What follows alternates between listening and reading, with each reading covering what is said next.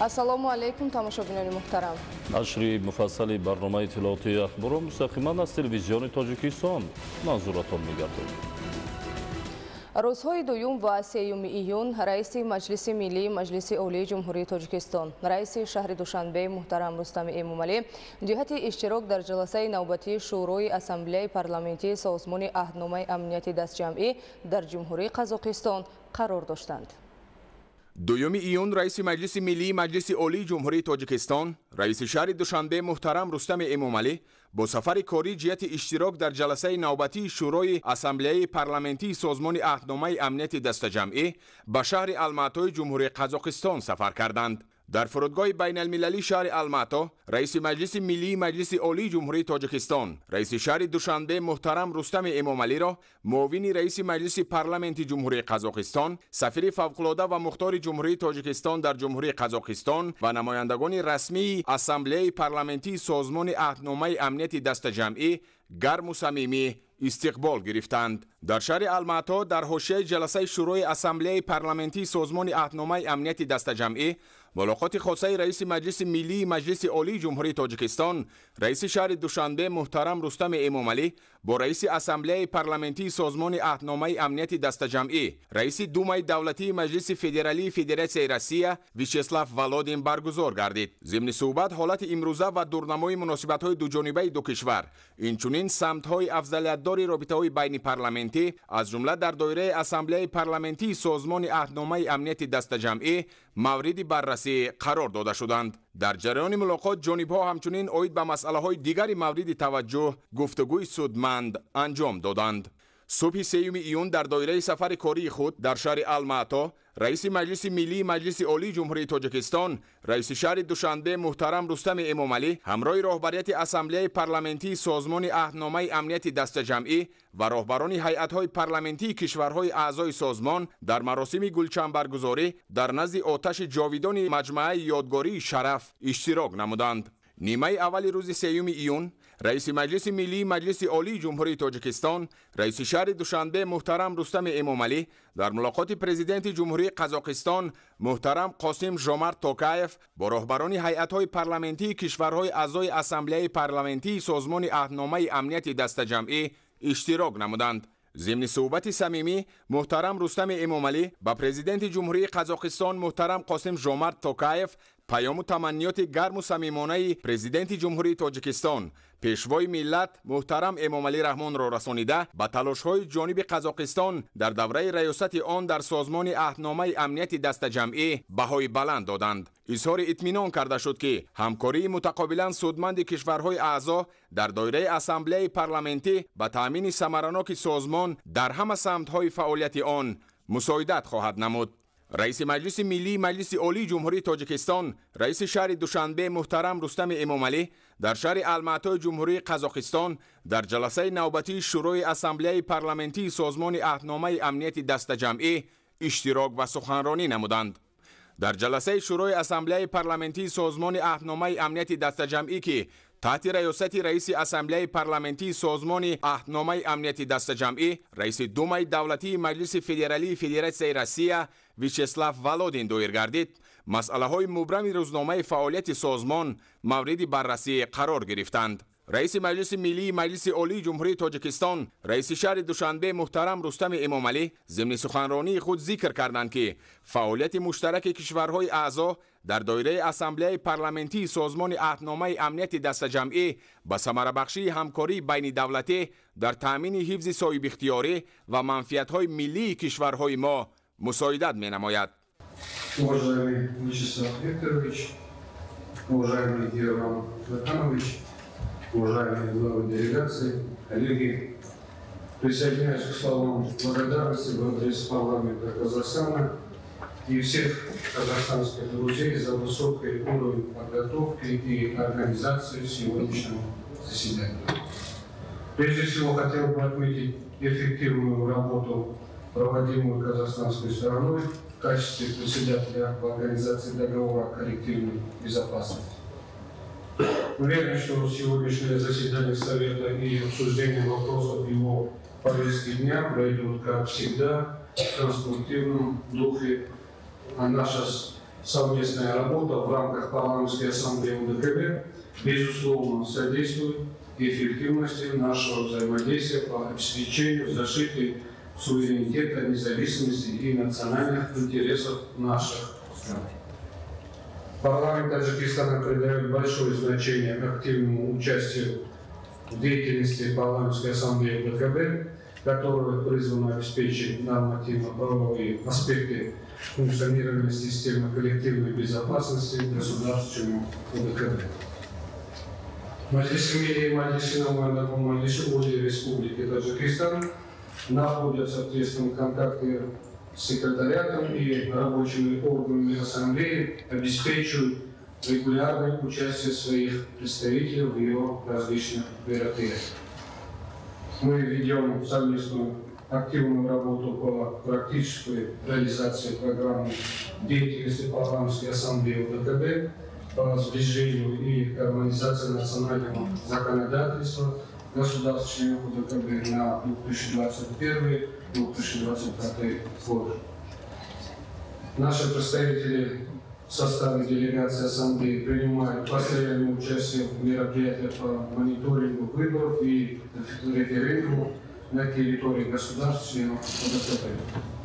Наиболее важные и необходимые модельные нормативные правовые акты, принимаемые ассамблеей, мы используем для совершенствования национального законодательства. Уважаемые коллеги, на фоне усиления глобальных вызовов и угроз нарастает актуальность тесного взаимодействия в политическом измерении, расширения и повышения эффективности военного, военно-технического и военно-экономического сотрудничества в рамках организации. Наше особое беспокойство вызывает угроза терроризма, экстремизма, радикализма и проявления транснациональной организованной преступности, включая наркотрафик и киберпреступность. Мы подтверждаем готовность продолжить тесное сотрудничество с партнерами в борьбе с этими угрозами. Обеспечение надежной защиты интересов наших государств и граждан от различного рода деструктивных и преступных посягательств требует дальнейшего совместных усилий правоохранительных органов и спецслужб. В этих целях считаем важным дальнейшее совершенствование механизмов взаимодействия и координации между профильными ведомствами и службами. Вместе с тем мы не можем игнорировать потенциальные угрозы на южных рубежах организации, исходящих из территории соседнего нам Афганистана. Текущая ситуация в этой стране в силу целого ряда факторов остается сложной и реально прогресса в плане ее улучшения, к сожалению, не наблюдается. Афганистан вновь превратился в рассадник терроризма. На его территории укрепляют свои позиции десятки террористических и экстремистских группировок. Растут объемы выращивания, производства и незаконного оборота афганских наркотиков, в том числе синтетических. Возрастают риски переноса с этого направления влияния разрушительной идеологии религиозного радикализма на наши страны. Уже сегодня на территории Афганистана созданы более 1000 религиозных мадресе, большинство из которых находятся в афганских провинциях, приграничных и южным рубежам ОДКБ. В этих центрах готовят в том числе джихадистов к смерти. Продолжение такой ситуации в Афганистане может иметь долгосрочные негативные последствия для региона ОДКБ. В этих условиях весьма своевременным считаем принятие и дальнейшую реализацию целевой межгосударственной программы ОДКБ по укреплению таджикско-афганской границы, которая на данный момент находится на стадии подписания. Другое направление, на котором я хотел бы остановиться, это обеспечение информационной безопасности. Различные террористические и экстремистские организации и группировки для достижения своих разрушительных целей стали все больше использовать информационно-коммуникационные технологии. Они проводят широкую пропагандистскую работу через социальные сети и другие сегменты интернета.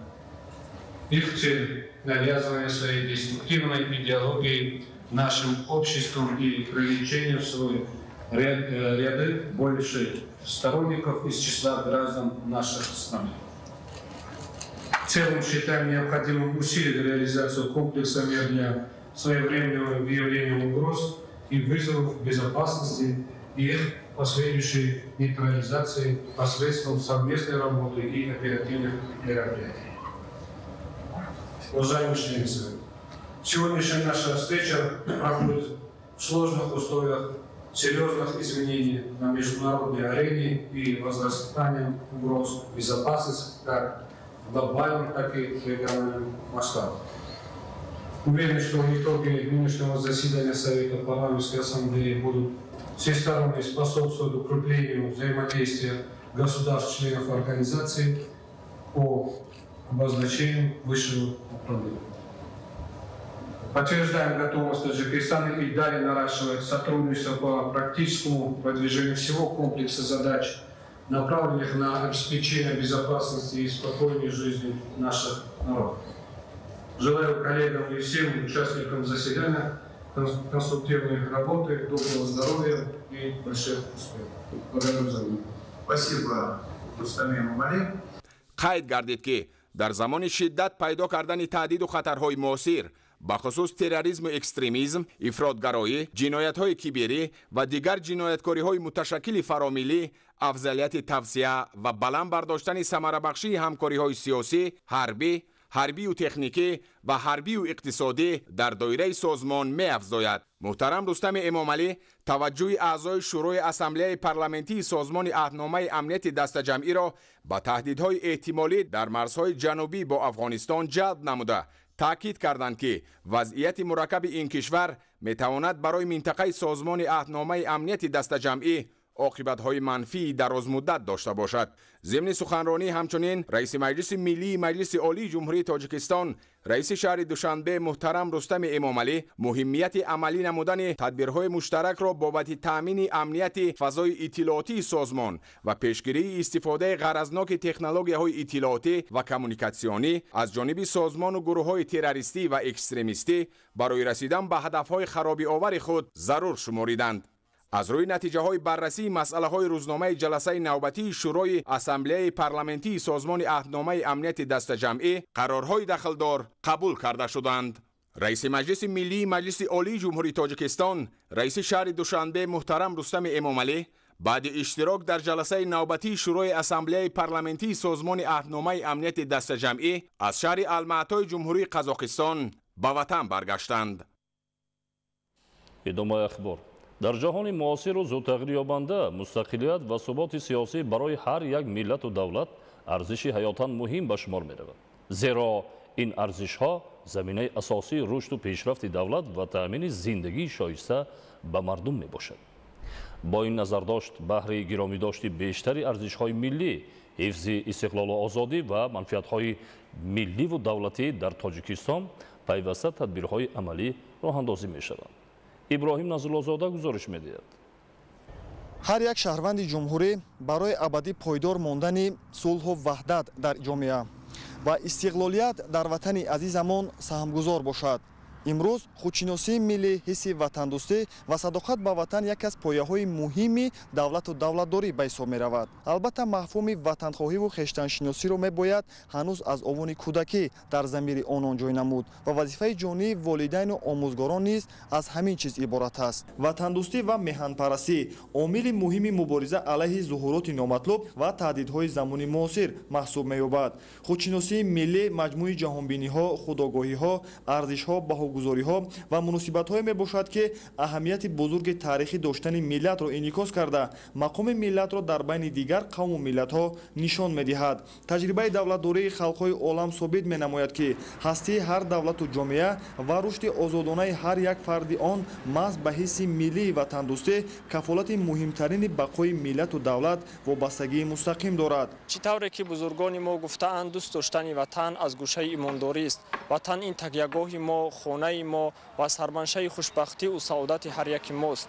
ватан доштан некбахтиест ки онро ба ягон маълумотҳои дунё наметавон иваз намуд. мо ҷавонон имрӯз шукргузори онем ки дар чунин як ватани зебои обод зиндагӣ дорем ва худро хушбахттарин ҷавон низ мешуморем, чунки маҳз ин сулҳу субот ва истиқлолияти давлатӣ барои мо ҷавонон шароит фароҳам овард ки баҳри амалӣ гардондани орзуи мақсадҳои неки худ ҳамеша дар талош бошем. Имрӯз Тоҷикистон барои мо ҷавонон ҳамчун макони амалисозии нияту ормонҳои некамон гаштааст. Мо бояд ҳама сарҷамъона кӯшиш намоем то дар ободию созандагии ҳар гӯшаву канори ватани азизамон саҳмгузор бошем. Кӯшиш намоем ки ватани зебову ободи худро бо дастовардҳои худ ва муваффақиятҳои худ бар ҷаҳониён муаррифӣ намоем.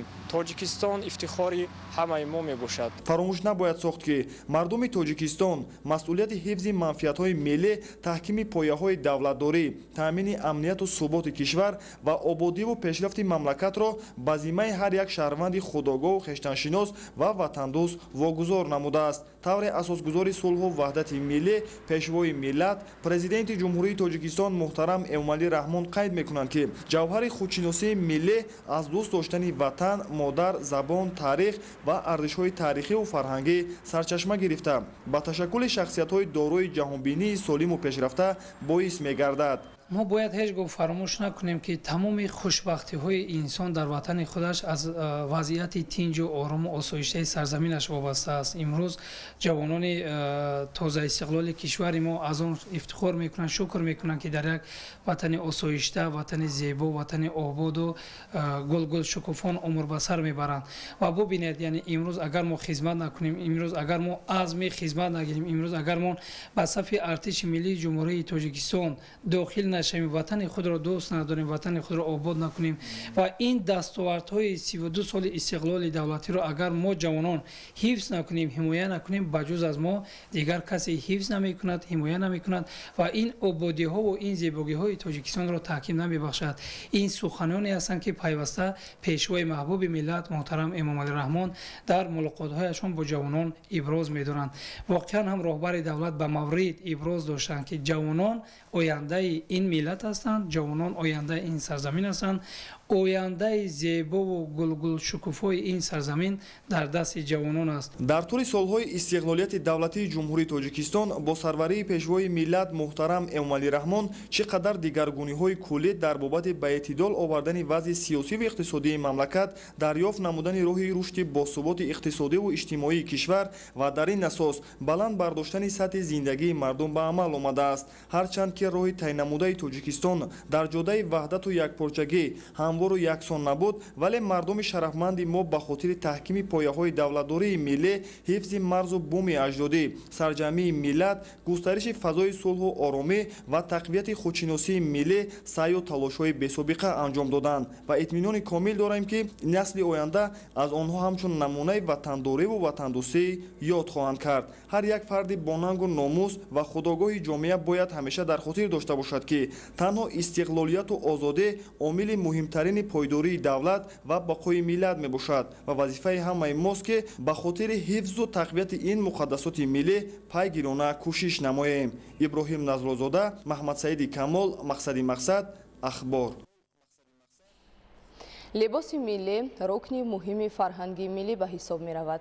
бо ин назардошт бонувони тоҷик либосҳои миллиро ба бар намуда меҳру муҳаббати худро нисбат ба унсурҳои хоси фарҳангу таърихи миллати кӯҳанбунёди тоҷик нишон медиҳанд. Қамариддин Ҳусейнзода гузориш медиҳад. либоси миллӣ чун рукне аз фарҳанги миллӣ ва ёдгорӣ аз гузаштагон дар тамоми марҳилаҳо муаррифӣ ва баёнгари фарҳанги миллати халқи тоҷик маҳсуб шуда, бо шарофати сиёсати хиратмандона ва тавққу завқи баланд, оянданигарии поянда ва меҳрпарастии беҳамтои асосгузори сулҳ ваҳдати миллӣ, пешвои миллат, президенти ҷумҳурии Тоҷикистон муҳтарам Эмомалӣ Раҳмон дар арсаи ҷаҳонӣ ба таври шоиста муаррифӣ мегардад.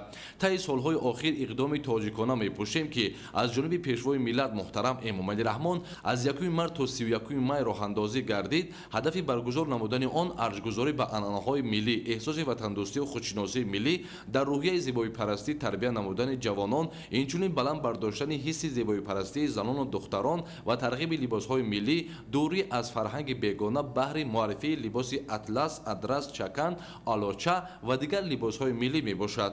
либос як ҷузъи фарҳанги миллӣ ҳар як халқу миллат ба шумор меравад ва мо занону бонувон ҳамчун поисдорандаи ин расму оин, урфу одат ва тарғибкунандаи расму оинҳои неки ниёгон либоси миллиро ба бар менамоем. аллакай соли шашум аст ки аксияи тоҷикона мепӯшем роҳандозӣ мегардад. мақсад аз баргузории аксияи мазкур пеш аз ҳама тарғибу ташвиқи либоси миллӣ ва пешгирии тамоюли бегонапарастӣ байни занону бонувон мебошад. имрӯз воқеият баёнгари он аст ки ҳар миллат баёнгари собиқаи фарҳангии худ дар либоспӯшӣ, рафтору анъанаҳои махсус дорад ки арзишҳои моддиву маънавии гузаштаи таърихии худро инъикос намуда аз рӯи забон, фарҳанг ва шаклу тарзи либоспӯшиаш шинохта мешавад. модарону бонувони мо тоҷикон низ тарзи хоси либоспӯшии миллии худро дошта ва онро ба мо мерос гузоштанд ки ҳар кадоме аз онҳо дар баробари зебоию рангорангии меъёрҳои ахлоқиву эътиқодию мардуми бостонии моро инъикос мекард. боиси ифтихор ва сарфарозии мо занону бонувони тоҷик аст ки имрӯз бо талошҳои пайвастаи асосгузори сулҳу ваҳдати миллӣ, пешвои миллат муҳтарам Эмомалии Раҳмон, чакан, адрас ва атласи мо ба мероси ғайримоддии ЮНЕСКО ворид гардид ва ин бори дигар исбот мекунад ки мо халқи тоҷик дорои таъриху фарҳанги бою ғанӣ мебошем ва бояд ки бо як ғурури миллӣ ан ҳамин либоси миллиро ба ҷаҳониён муаррифӣ карда тавонем ва аз тақлид ба либоси бегонахудорӣ намуда ба ояндагон ан ҳамин либоси зебову шинами тоҷикиро ба мерос гузорем. яке аз нишонаҳои асосӣ ва муаррифгари фарҳангу тамаддуни миллатҳои дунё либоси миллии онҳост ва вақте сухан аз ин хусус меравад, ҳатман пеши назар симои занон бо сару либоси миллӣ, атлас, адрас, гулбасту чакан, гулдузиҳои нотакрор, олучаву шоҳӣ, рангҳои пурҷилои куртаву тоқӣ меояд. либоси миллӣ яке аз нишонаҳои соҳифарҳангии мо эътироф шудааст ва ҳар яки моро зарур аст ки фарҳанги миллиро бо тақлидҳои куркурона ба бегонапарастӣ омехта насохта, онро бо тамоми покию рангорангиаш ба наслҳои оянда мерос гузорем. кишоварзони мамлакат дар заминаи маслиҳати мутахассисон ҳар қида заминро самаранок истифода бурда дар кишти асосиву такрорӣ зироатеро кишт мекунанд ки ҳосили фаровону даромади бештар дорад. гулчеҳраи саттор гузориш медиҳад. имрӯз ҳар сокини деҳот ба хубӣ дарк мекунад ки ободии рӯзгору пешрафти зиндагиаш аз ҳисоби оқилонаю самаранок истифода бурдани ҳар қитъа замини назди ҳавлигӣ, саҳми замине ки дар хоҷагии деҳқонӣ дорад ва саривақт кишт кардани заминҳои президентӣ фароҳам мегардад. дар шароити деҳот сокинонаш аз кишти асосию такрории зироати гуногун ҳосили мева ва дар шароити гармхона парвариш намудани сабзавоти барвақтӣ ҳосили дилхоҳ ба даст оварда аз ҳисоби баландбардоштани маҳсулнокӣ метавонанд иқтисодиёти хонаводагӣ, захираи зарурии маводи ғизоӣ ва бозорҳои дохилиро бо маҳсулоти тару тозаи кишоварзӣ таъмин намоянд. майдони умумии қитъаҳои замини наздиҳавлигӣ дар миқёси ҷумҳурӣ 119,837 гектарро ташкил медиҳад ки 71,013 гектараш замини корами обӣ асту саҳмдорони деҳот дар ин қитъаҳои замин маҳсулоти зарурии рӯзгорро кишту истеҳсол намуда аввалан эҳтиёҷоти оилаи худ, баъдан бозорҳои истеъмолиро бо сабзавоти тару тоза таъмин менамоянд. дар баробари дигар сокинони мамлакат мардуми заҳматписанди ноҳияи рӯдакӣ низ ҳар қитъа замини ҳосилхези диёрро самарабахш истифода мебаранд. ин ноҳия бо шаҳри Душанбе хеле наздик асту аз истеҳсоли сабзавоту дигар намуди маҳсулот ва пешниҳоди ин маводи ғизоӣ ба аҳолии шаҳр деҳқонон манфиати бештар мебинанд, зеро ба арзиши аслии маҳсулот харҷи масофаи роҳ илова намешавад. дар ноҳияи рӯдакӣ 19168 гектар заминои корам, аз он ҷумла 8453 гектар заминои корами обӣ мавриди истифодаи 4235 адад хоҷагии деҳқонӣ қарор доранд.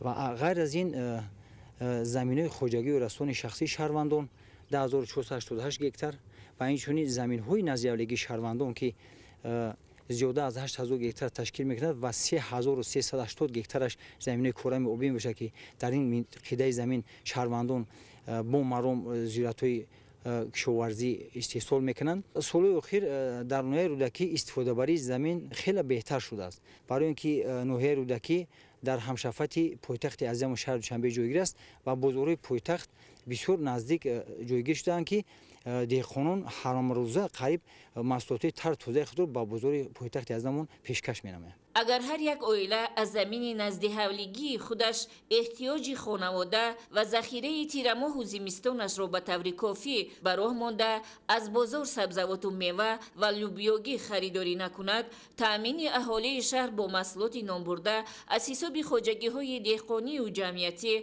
به پورگی حل خود را می‌یابد. مردم جماعت شهر که ترسونزاده از قطعه زمین نزدیحولگی خود نه کمتر از 2-3 حاصل می‌گیرند. در زمین‌های خود کشت کار نموده عائله خود را با محصولات کشاورزی تامین می‌نمایند و باقی مانده آن را با بازارها برآورده برای پیش بردن زندگی به فروش می‌گذارند. وضع امروزه اقتصادی هر یک عائله دهات را وادار می‌سازد که از آب و زمین و دیگر نعمت‌های طبیعی عاقلانه استفاده برد، زیرا میدان زمین‌های کارم آبی در جمهوری همگی 471597 گکتر است و شماره اهالی روز از روز افزایش می‌یابد که این مقدار زمین به سر هر نفر همگی 5 سوتیخ راست می‌آید. هستند دهقانانی که با ذوق بلند در حوله خود تمام فصل سال به پرورش گل‌های موسمی و خانگی مشغول شده از فروشش طلبات استعمالی اهل خانواده را قانع می‌سازند. ساکن جماعت شهرک میرزا ترسونزاده ناحیه رودکی سیدعلیف نوریدین در 4 سوتیخ قطعه زمین نزدیحولگیش به گلپروری مشغول است که از این حساب میتواند زندگی 11 نفر اعضای عائله را پیش برد. ثمر مهنت همیشه پاداش دارد و این حکمت را دهقانان به خوبی درک میکنند. در این 4 سوتیخ زمین نوریدین سیدعلیف 10 نمود گل را پرورش میکند و در برابر گرفتن درآمد به ذوق زیبایی پرستی مردم نیز تاثیر میرساند. زیاده از 80-100 نمود زیاد گل داریم. طلبگار هست، خانه هم میبرن، بازار هم میبروریم. خانه دا 10-11 نفر پشتی همین گل ها زندگیمون رو پیش میبریم. ساکنی دیگری جماعت شهرک میرزا ترسونزاده از فروش پرورده ریحان و پمیدور و بادرنگ و قلافور شیرین که در قطعه زمین نزدیحولگیش پرورش میکند درآمد خانواده را پیدا میکند. عموما در این ناحیه 3380 گکتر زمین‌های کارم آبی به گروه زمین‌های نزدیحولگی شامل می‌شود که دهقانان از استفاده ثمرناک آنها سبد استعمالی و بازارهای داخلی را تأمین می‌نمایند.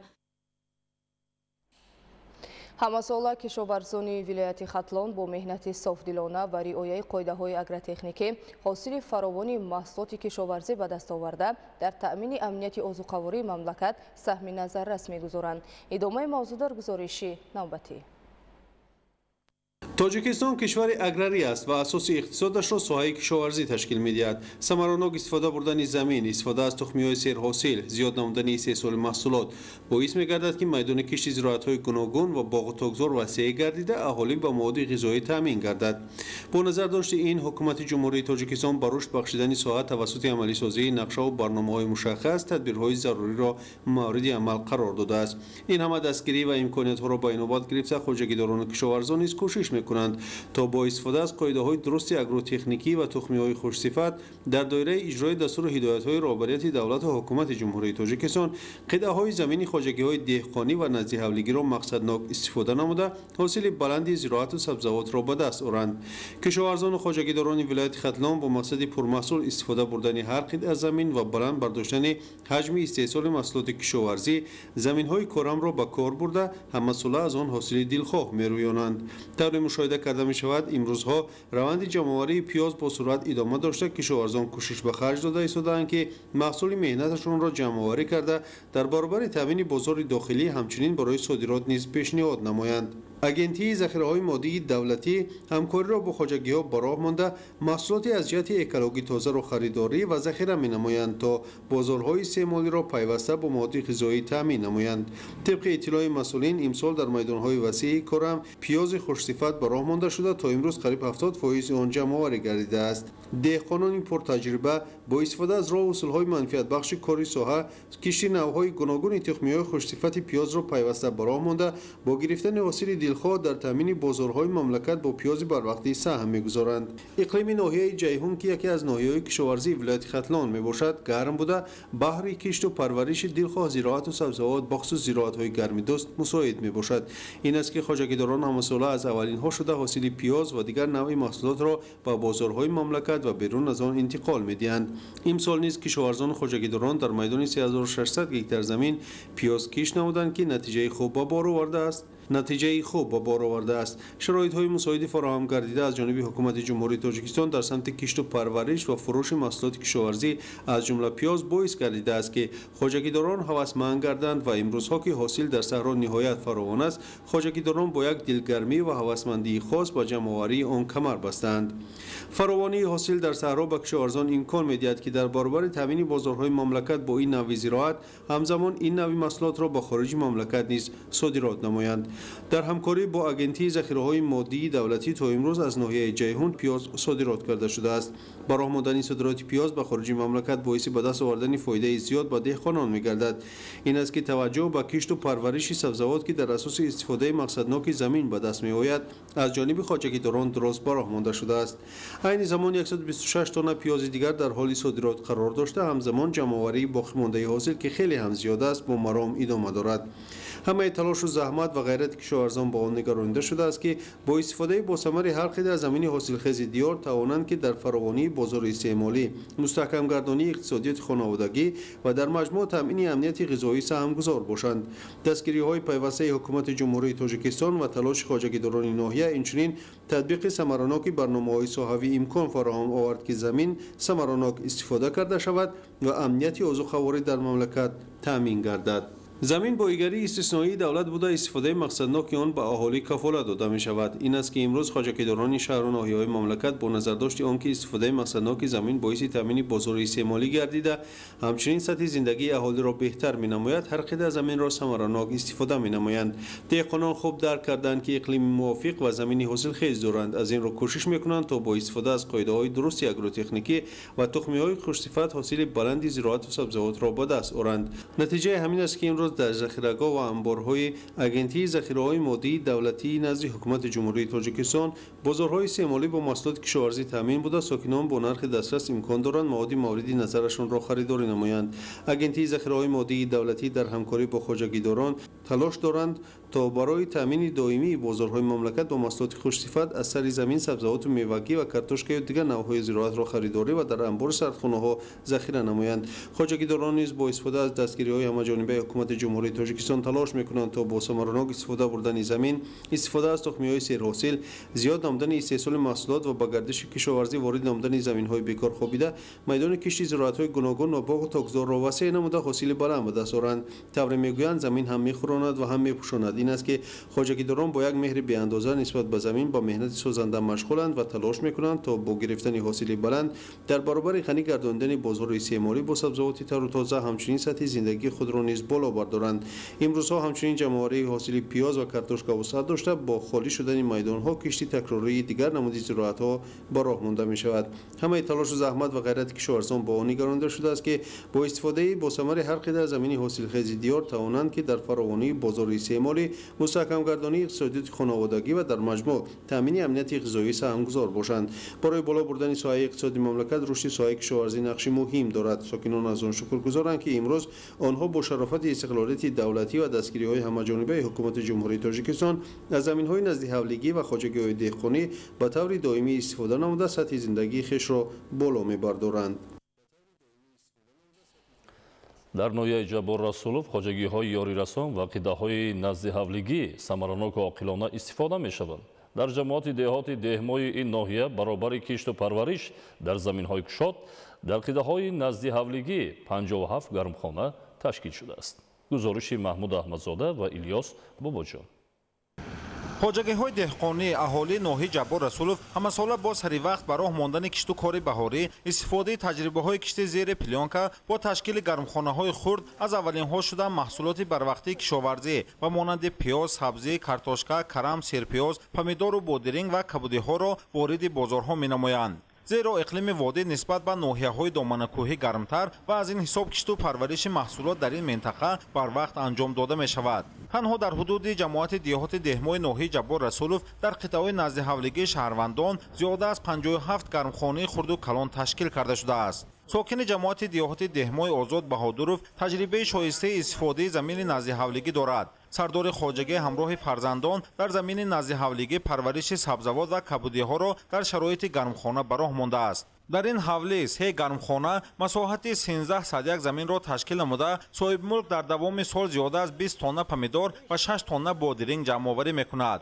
дар диҳаҳои деҳмой, Заркор ва гулистони ҷамоати диёҳати деҳмой дар заминҳои кишоварзӣ, заминҳои хоҷагиҳои ёрирасони шахсии шаҳрвандон ва қитъаҳои наздиҳавлигии аҳолӣ дар давраи зимистон тухмаи сабзавот, помидору бодиринг, караму боимҷон ва истеҳсоли кӯчати ин сабзавот ба роҳ монда мешавад. дар давраҳои баъдӣ бо роҳандозии кишту парвариши сабзавоти барвақтӣ ҳосили дилхоҳ рӯёнида мешавад. хоҷагидорон бо ҷамъоварии ҳосили сабзавоти барвақтӣ дар заминҳои холишуда такроран сабзавоту донагиҳо кишту парвариш менамоянд. дар ҷамоати деҳоти деҳмой 57 гармхона сокинон бунёд кардам. як сол баъд 3 ҳосил мегирам. мисол якум помидор, дуюм бодиринг, сеюм кавутӣ мегиранд. ҷамоати деҳмой ба шоли помидор, картошка, карам, сабзӣ ва дигар намуди зироатҳоро кишт кардам. ҳосили зиёд ҷамъоварӣ намуда бозорро бо маҳсулоти кишоварзӣ таъмин мекунам.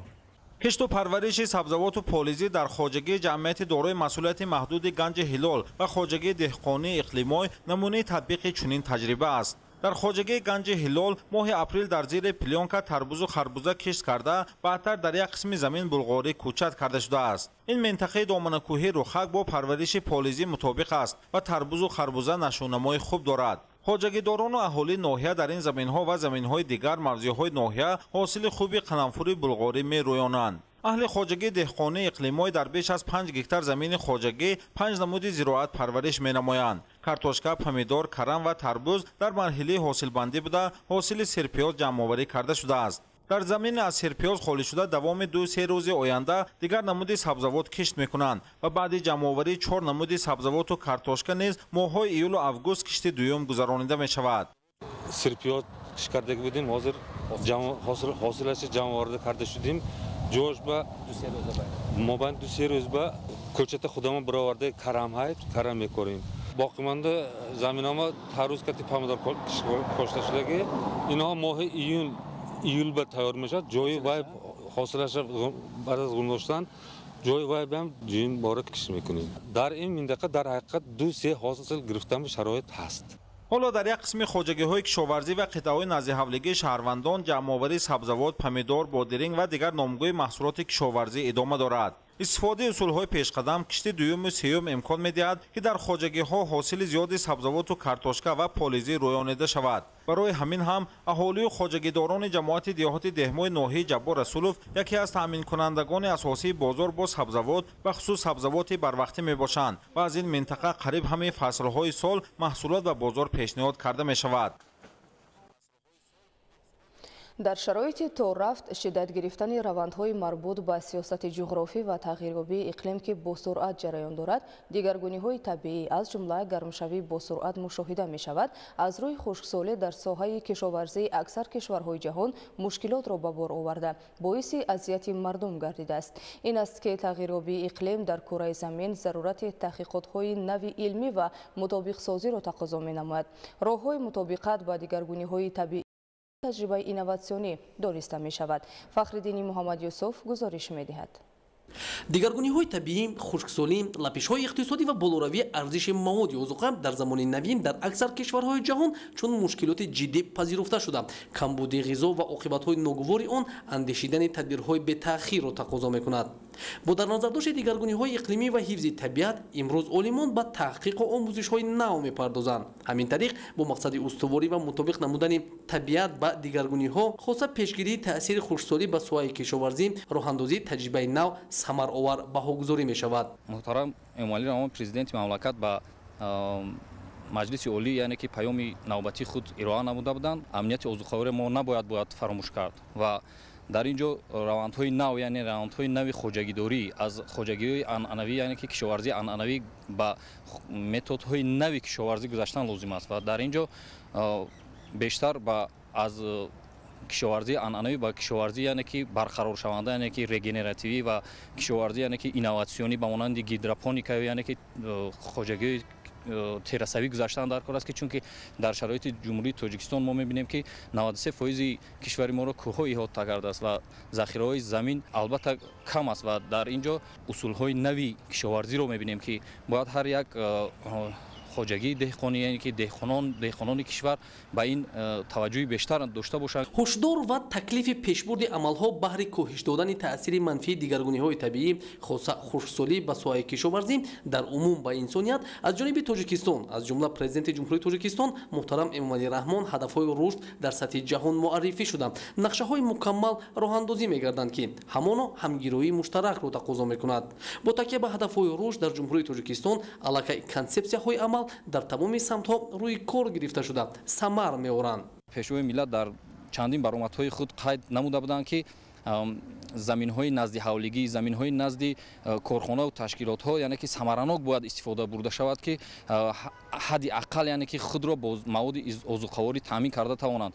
албатта дар ҷаҳон яъне ки яке аз омилҳое ки алҳол гӯем глобалӣ аст ин гармшавии иқлим аст ва обшавии пиряхҳо аст ки ба хушксолӣ оварда мерасонад ва бисёре аз кишварҳо аз ин азият мекашанд ва дар ин ҷода яъне бо ташаббуси пешвои миллат дар сатҳи байнамилалӣ қабул гаштани ҳадафҳои яъне ки вобаста ба об чандин маротиба яъне ки аз минбарҳои байналмилалӣ ироа шуда буд. дар ин ҷода барномаи рушди устувор ки амал мекунад дар баробари андешаҳою чораҳое ки давлат меандешад бояд ки ҳар як шаҳрванди ҷумҳурии тоҷикистон ҳам аз ин бояд ҳамгиро бошад. дар шароити тораф мураккаб гардидани вазъи иқтисодӣ дар ҷаҳон асосгузори сулҳу ваҳдати миллии пешвои миллат президенти ҷумҳурии тоҷикистон муҳтарам эмомалӣ раҳмон бо ояндабинӣ пайваста андешидани тадбирҳои муассир чун истифодаи мақсадноки захираҳои табиӣ манбаъҳои обӣ рӯй овардан ба самаранокии истифодаи заминро дар кишвар ҳидоят менамоянд ки натиҷа ба бор меорад. бо такя ба ҳидоятҳои раҳнамудсоз дар ҷумҳурии тоҷикистон баҳри истифодаи оқилонаи замин ва таъмини фаровонии сабати истеъмолӣ нақшаҳои мушаххас татбиқ шуда некуаҳволӣ таъмин карда мешавад. масалан дар натиҷаи истифодаи оқилонаи замин ва гирифтани 2-3 ва зиёда ҳосил нишондиҳандаҳои маҷмӯи маҳсулоти дохилиро ба афзоиш ниҳода рушди босуботи иқтисодӣ таъмин карда мешавад. имрӯз дар ҷумҳурии тоҷикистон бо такя ба имконоти табиӣ яъне соҳаи кишоварзӣ рушд бахшида шуда хоҷагидорон бо ҷорӣ намудани таҷрибаи муосири соҳавӣ дастовардҳои истеҳсолиро зиёд мегардонанд. тамоми намуд зироатҳо корида шудагӣ ҳастанд. картошка болгари бахалаҷон тамоми зироатҳои имрӯз ки дар оила дар кор ҳастанд мо корида тайёр кардага ҳастем. истифодаи мақсадноки замин бо такя ба таҷрибаи муосир нақшабандии дуруст ва ҳадафҳо дар роҳи таъмини талаботи бозор имрӯз дар шаҳру ноҳияҳо бо дастовардҳо ба қайд гирифта шуда хоҷагидорон дар баробари қонеъсозии талаботи дохилӣ ҳамзамон маҳсулоти хушсифати кишоварзиро ба содирот менигаронанд. мо сар карда аз тирамоҳ аз шудгори кишти шудгори заминҳо сар карда вохӯрӣ бо хоҷагиҳои деҳқонӣ бо хоҷагиҳои деҳқонӣ машваратҳо гузаронда оиди иҷрои дурнамои кишти зироатҳои кишоварзиро дар асоси дурнамо бо ҳамкорӣ бо хоҷагиҳои деҳқонӣ ба роҳ мондем. имрӯз аллакай баъди пурраи кишти зироатҳои кишоварзӣ аллакай имрӯз ҷамъоварии маҳсулотҳои кишоварзимон сар шуд. деҳқонҳо бисёр меҳнати дуруст ба роҳ монда аллакай ҷамъоварии пиёзро ба роҳ мондагем. ба ҳисоби миёна мо қариб 14,000 тонна 15,000 тонна бояд ки мо пиёз ҳам дар дохили ҷумҳурӣ ва ҳам берун аз ҷумҳурӣ бояд мо содирот кунем. дар баробари ин дар ноҳия зиёда аз 1800 гектар замин боғҳо мавҷуд аст که از آن باید ما قریب 4000 زیاده از 4000 تن به حساب میان مینیمالی باید ما گلوس استحصال کنیم. با امروز زیاده از 1500 تن گلوس استحصال شده در داخل و بیرون از جمهوری صادرات شده ایستاده است. فراوانی محصولات کشاورزی در مملکت که در زمینه هدایت‌ها بهره استفاده مقصدناک زمین و هدف‌های رشد تامین می‌گردند، موفقیت کشاورزان و اهل زحمت مردم شرفمند است که نیک بهاگذاری می‌شود. امروز فراوانی محصولات در مملکت تامین بوده دسترسی اهالی به مال و محصولات تر و تازه کشاورزی از جمله سبزیجات و انواع گوناگون و محصولات نیاز اول با نرخ‌های دسترس صورت می‌گیرد. بالا بردن نیک اهالی مردم، فراوانی دسترخوانی هر یک خاندان، هدایت و راهنمایی‌های پیوسته رهبریت دولت و حکومت جمهوری تاجیکستان است که با تکیه به آن در دلخواه شرایط نتیجه‌ها نظررس خواهد بود. فخرالدین محمد یوسف، بهادر قربانزاده، اخبار. استفاده مقصدناک زمین‌های کارم و با گردش کشاورزی وارد نمودن زمین‌های بیکار خوابیده زیر توجه دائمی حکومت جمهوری تاجیکستان قرار داشته. در این سمت طی سال‌های آخر برنامه‌های گوناگون نتیجه بخش در منطقه‌های مملکت عملی کرده می‌شود. در این برابر با سبب عامل‌های گوناگون زمین‌های کارم از گردش دور ماندند. ادامه موضوع در گزارش همکاران ما. تامین آب پالزی و تازه کردن زهبور و زهکش‌ها از عامل‌های مهم بهداشت حالت ملیوراتیوی زمین‌های کشتشونده به حساب رفته، زمینه‌گذاری اساسی فراوان حاصلی و رشد ساحه کشاورزی مملکت دانسته می‌شود. با این مقصد سالهای آخر با توجه به واسطه حکومت جمهوری تاجیکستان و خریداری تکنیک و دستگاه‌های نوی ساحه در سمت تامین میدان‌های کشتشونده با آب پالزی و دوباره استفاده نمودن میدان‌های از گردش دورمانده نتیجه‌ها نظررس گردیده ایستادند. طبق اطلاع مسئولین در ولایت ختلان میدان زیاده 320,000 گکتار زمین کارم آبی موجود است که از آن نزدیک به 90,000 گکتارش توسط پایگاه‌ها با آب تامین گردیده، از آن حاصل فراوان محصولات گوناگون به دست آورده می شود. ولی متاسفانه در این برابر طی یک چند سال اخیر با سبب عامل‌های گوناگون زمین‌های زمان مورد کشت قرار داشته از گردش کشاورزی دور ماندند. طبق اطلاع مسئولین زمین‌های با ایر و پرتاب در حدود ولایت ختلان 14,198 گکتار را تشکیل می‌دهد. مسئولین ساحه عامل‌های از گردش دور ماندن چنین مساحت کلان زمین‌های هموار و کارم آبی را در شورشوی و باطلاق‌شوی از کار برآمدن شبکه‌های کانال و دیگر انشاءات آبرسان، آفت‌های طبیعی به مانند سیلاب، نبودن آب برای آبیاری و کارهای غیر قناعتبخش تشکیلی معنی داد می‌کنند. یکی از سبب‌های اساسی کشت و بهره برداری نگردیدن زمین‌های کارم آبی این فرسوده و کارناشایم گردیدن پایگاه‌های آبکشی میباشد. دوام سالهای آخر تنها در شهر و ناحیه‌های منطقه باختر 14 پایگاه آبکشی که نزدیک به 3330 گکتار را شاداب می‌نمایند به پررگی از کار مانده اند. طبق معلومات زمین‌های کارمی که عین زمان در منطقه باختر ولایت ختلان مورد استفاده و بهره برداری قرار دارند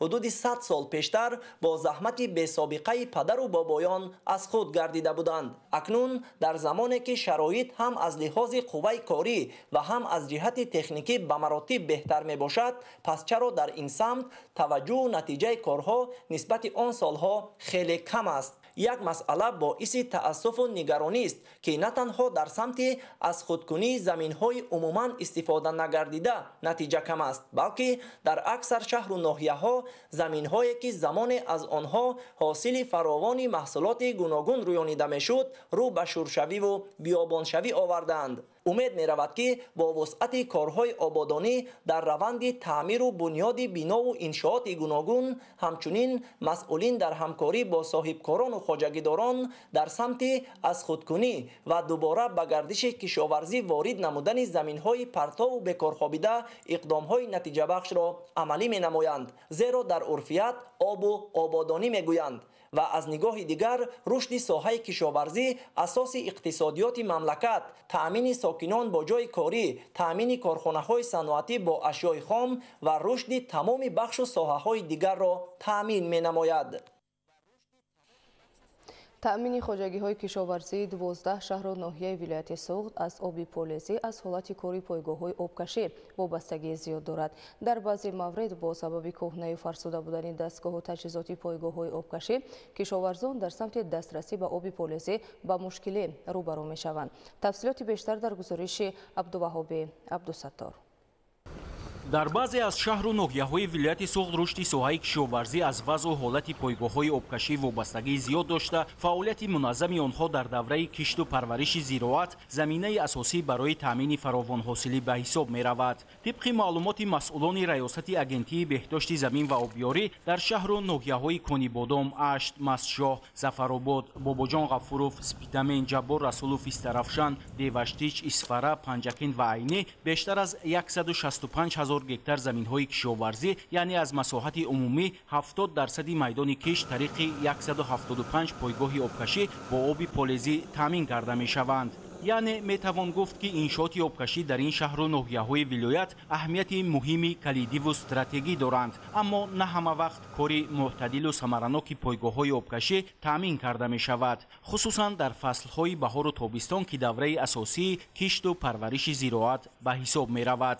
با تاکید متخصصان ساحه با گذشت سالهای زیاد اکثر پایگاه‌های آبکشی از جمله تجهیزات و محرک‌ها کهنه و فرسوده شده تعمیر هر سالش خراجات زیاد را طلب می‌کند و چون در بعضی از شهر و ناحیه‌ها که با مبلغ‌گذاری حکومت مملکت و مقامات اجرایی حکومت دولتی ولایت سوخت اگریگات‌های نو خریداری و وصل و نصب کرده شد، ولی همانا قسم زیادی انشاءات و دستگاه و تجهیزات آبرسان به تعمیر اساسی نیاز دارد، زیرا تعداد بیشتری دستگاه و تجهیزات آبرسان هنوز سالهای 60م 70م عصر گذشته به کار درآورده شدند.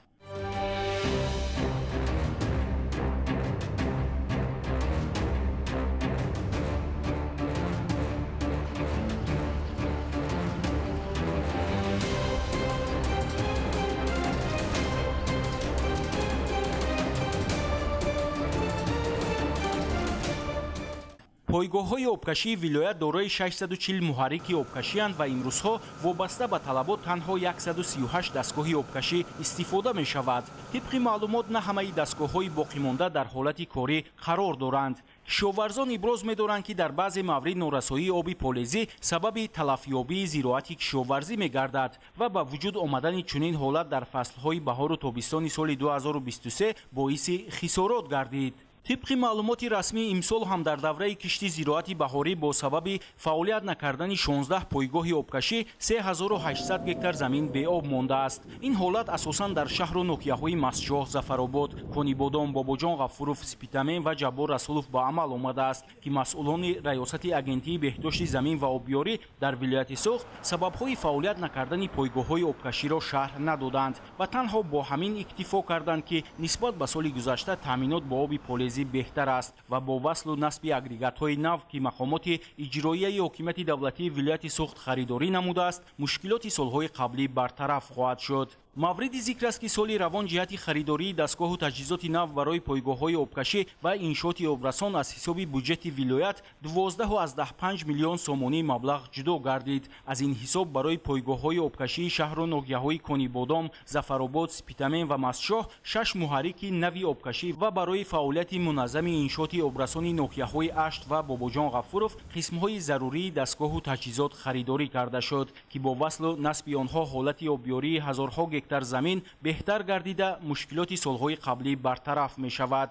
همزمان سال گذشته با مبلغ‌گذاری حکومت مملکت و سهمگذاری مقامات اجرایی حکومت دولتی ولایت سوخت با خرج 15 میلیون سومانی برای کلانترین پایگاه آبکشی ناحیه ظفرآباد میرزاچول 2 یک عدد اگریگات نو با محرک برقیش خریداری و وصل و نصب کرده شد. در شرایطی که طلبات به مواد عضوخواری زیاد می‌گردد، اگنتی بهداشت زمین و آبیاری نزد حکومت جمهوری تاجیکستان باید در ولایت سوخت تدبیرهای مؤثر را در سمت تعمیر و نوسازی پایگاه‌های آبکشی عملی نماید. ادامه اخبار. جهت باز هم بلندبرداشتن احساس وطندوستی، خودشناسی و افتخار ملی جوانان که در خارج مملکت با دستگیری حکومت جمهوری تاجیکستان به آموزش علم و کسب مشغولند، تدبیرهای مهم راه اندازی می شوند. дар ин замина масъулони мақомоти дахлдори тоҷикистон дар федератсияи русия аз вазъи будубош ва раванди таҳсили донишҷӯёни тоҷик пайваста хабар гирифта با آنها صحبت و واخوری‌ها انجام می‌دهند. ادامه موضوع در گزارش ظفر قیومزاده و خورشید سید احمد. ҳоло дар донишкадаву донишгоҳҳои русия даҳо ҳазор ҷавони тоҷик таҳсили илму касб менамоянд то дар оянда дар пешрафти соҳаҳои мухталифи иқтисоди тоҷикистон саҳм гузоранд. сафорати ҷумҳурии тоҷикистон дар федератсияи русия ҷиҳати рушди бештари ҳамкориҳо дар соҳаи илму маориф, ҳамгироии муассисаҳои таълимии тоҷикистон ва русия, омода намудани мутахассисони касбӣ ва табодули таҷриба робитаи зичро бо муассисаҳои таҳсилоти олии русия бароҳ мондааст. зимни вохӯрии намояндагони мақомоти дахлдори тоҷикистон дар федератсияи русия бо раёсати донишгоҳи давлатии пенза раванди таҳсил ва фароҳам овардани шароити бештару муносиб барои фаъолияти илмию таълимии донишҷӯёни тоҷик баррасӣ шуд. Студенты из Таджикистана у нас обучаются в количестве более чем 5 сотен человек. Это большой контингент, это очень ответственная работа. Ну и мы стараемся, в свою очередь, благодаря участию и посольства, и диаспоры, разноображивать досуг наших гостей из Республики Таджикистан. Проводим спортивные мероприятия, проводим культурные мероприятия, проводим различного уровня праздники, жемчужиной среди которых является Навруз. У нас сложилось очень приятное впечатление и о народе, и о столице, и о республике в целом. Мы благодарны всем принявшим участие в нашей встрече и надеемся, что она будет не последней. айни замон дар донишгоҳи давлатии пенза бештар аз 500 нафар ҷавони тоҷик таҳсил менамоянд. барои омӯзиши илму касб ва донишҳои нав дар ин донишгоҳ усулҳои муосири таълимӣ ва шароити зарурӣ барои донишҷӯён фароҳам мебошад. дар идома ба донишҷӯёни тоҷик тавсия дода шуд ки аз шароити мусоиди фароҳамбуда самаранок истифода баранд, дониш андӯзанд ва малакаашонро рушд диҳанд. бояд қайд намуд ки дар шаҳри пенза 1300 нафар шаҳрвандони ҷумҳурии тоҷикистон таҳсил намуда, онҳо баъд аз хатми донишгоҳ ба тоҷикистони азиз баргашта дар пешрафти ватани азизамон ҳиссаи худро мегузоранд. касбҳои интихоб намудаи ҷавонони тоҷик дар тоҷикистон талаботи зиёд дорад. сипас иштирокдорон вобаста ба ҷанбаҳои мухталифи худшиносӣ, ифтихори миллӣ, ватандорӣ ва ахлоқу арзишҳои миллӣ ибрози назар намуда таъкид доштанд ки ҳар як ҷавони тоҷик бояд таърихи халқи худро донад, худогоҳ бошад ва дар ҳар ҳолат манфиатҳои миллию давлатии худро ҳифз кунад. зафар қаймзода, хуршеди саид аҳмад, ҳабибуллои хушбахт, федератсияи русия барои барномаи иттилоотии ахбор. шарҳи мавзӯи дигар. кирмакпарварӣ яке аз соҳаҳои сердаромад ба ҳисоб меравад. кишоварзони шаҳри панҷакент ин мавсим парвариши 680 қутӣ тухми кирмакро ба роҳ монда, истеҳсоли беш аз 20 тонна пилларо ба нақша гирифтанд. гузориши далери бозор ва зарҳуни неъматулло. соҳаи кирмакпарварӣ ва коркарди пила рукни муҳими кишоварзӣ маҳсуб мешаванд, зеро маҳз иқлими мусоиди тоҷикистон имконият фароҳам овардааст ки ба ин намуди соҳа сокинон шуғл варзида маҳсулоти истеҳсол намудаашонро пешкаши бозорҳои дохилӣ ва ҷаҳонӣ гардонданд. истеҳсоли пила заҳмати гарон, таваҷҷӯҳи доимӣ, хароҷот ва қувваи кори зиёд тақозо менамояд. ба ин нигоҳ накарда ҳамасола кирмакпарварони шаҳри панҷакент миқдори қутиҳои кирмакро зиёд намуда ҳосилнокии онро баланд мебардоранд. инчунин зиёд гардидани ҳосили он از تخمی کیرمک بوصفت و سالم وابستگی کلان دارد. از این رو سال جاری با کیرمک پروران شهر پنجکند تخمی بوصفت دسترس گردیده است. سال روان کیرمک پروران شهر دیهات پنجکند ما نقشه داشتیم که از 680 کتی کیرمک ذات خطایی 24 تن 500 کیلوگرم پیله سپاریم. برای اجرا کردن این هدف ما از اول برای زندگانی کرمک در گرمخانه ها تمام شرایط مهیا کردیم. کرمک سری وقت نهایت خوب زنده شد. بعدا برای رسیدن به نقشه ما سری وقت کرمک را به کرمک پروران توصیه کردیم. خوشبختانه حالت کرمک تا امروز نهایت خوب رفته شده است. روزهای نزدیک کرمک به پیچی سر میکند. نقشی در پیش استاده را اجرا میکنیم. طبق اطلاع عالمان ساحه کرمک پروری یکی از ساحه‌های بی‌پرتو دانسته می‌شود، زیرا برگ توتی که به کرمک می‌دهند شاخه‌های آن در خاندان منبع چون سوزشواری استفاده می‌شوند. این چنین آن چیزی که کرم استحصال نموده کارکرد کرده از خود خارج می‌کند در ترکیب خود زیاده از 9% نیتروژن دارد و آن در ساحه رستنی پروری همچون نوری مینرالی استفاده می‌شود. وقتی که پیله کارکرد کرده می‌شود بعد استفاده پیله زاچه آن باقی می‌ماند که آن چون خوراک سرغذا در ساحه جوجه پروری و ماهی پروری استفاده می شود. قید نمودن ضرور است که کشاورزان شهر پنجکین در این موسم پرورشی 680 قوطی تخم کرمک را براه مانده استحصال بیش از 20 تن پیله را به نقشه گرفتند و امروز ها کرمک پیله در دست اهالی پرورش خوب یافته ایستاده است و مسئولین ساحه نیت دارند که نقشه پیش بینی شده را بر زیاد اجرا نمایند. دلیری بازار، زرهونی نعمت الله، شهر پنجکین، اخبار. با توجه خاصه حکومت مملکت دوام 3 سال آخر در جماعت دهاتی یزغلام ناحیه ونج بیش از 30 انشاءات تعیینات گوناگون مورد استفاده قرار گرفته.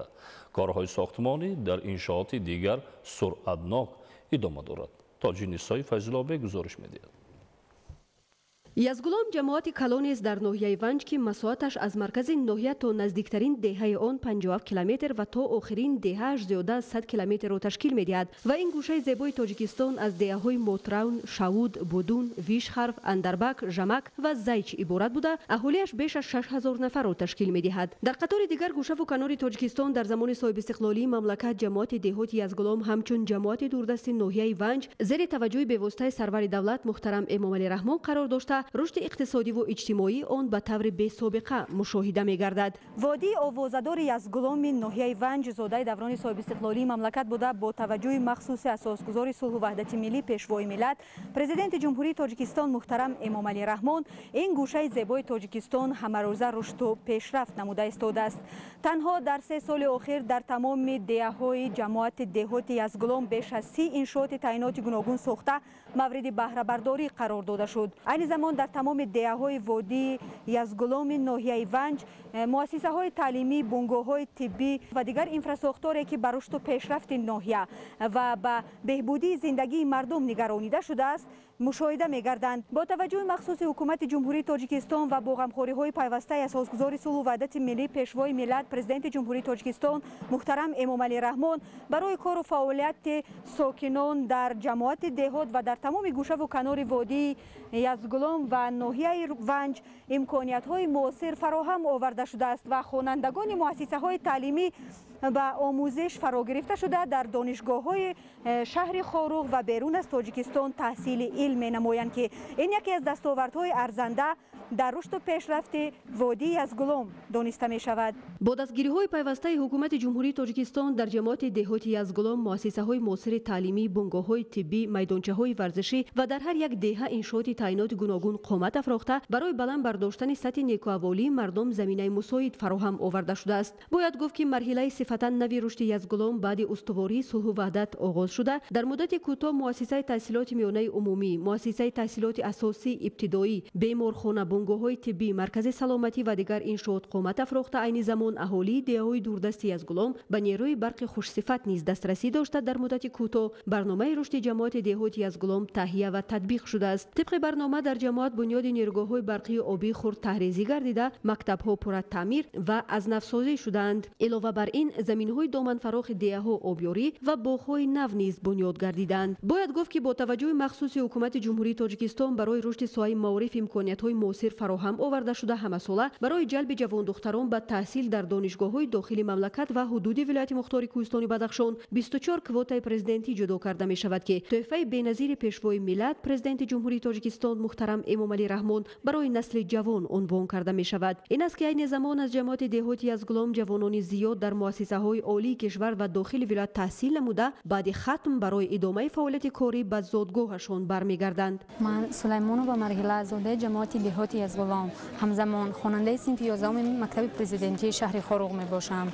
خوشبختانه با ابتکار رئیس ولایت مختار کوهستانی بدخشان برای ما شرایط فراهم آورده شد که ما در چنین یک مکتب زبانوی تحصیل نماییم. این چنین من در خوابگاه مکتب پرزیدنتی استقامت دارم که از تمام شرایط‌های معاصر و برخوردار است. همچنین برای بهبودی صحتی عامه و سری وقت برقرار نمودن سلامتی مردم در دهه‌ها بیمارخانه‌های منطقوی، بنگاه‌های طبی و مرکزهای سلامتی فعالیت دارند که اهالی از خدمت رسانی‌های آنها سری وقت برخوردار میباشد. باید گفت که شغل اساسی ساکنان وادی یزگلام کشاورزی و چاره‌داری بوده، با تکیه بر رشد ساحه روزگاری هر یک عائله از آن وابستگی زیچ دارد. به ضمن این با توجه مخصوص سرور دولت به آینده نیک مردم در هر یک دهه کورس‌های کوتاه‌مدت دوزندگی تأسیس داده شده، به وسیله آن زنان خانه‌نشین صاحب جای کاری و معاش خوب خواهند گردید. اهالی وادی یزگلام ناحیه ونج در جواب به غمخوری‌های بی‌نظیر حکومت جمهوری تاجیکستان کوشش نموده ایستادند، در روند کارهای آبادانی و سازندگی و بنیاد انشاءات تعینات گوناگون در دهات سهم گذاشته در ساختمان شورای بین‌المللی دروازه روشن و دیگر اینفراساختور که به تامین اهالی با جایهای کاری نگرانیده شده است موقع شایسته داشته باشند.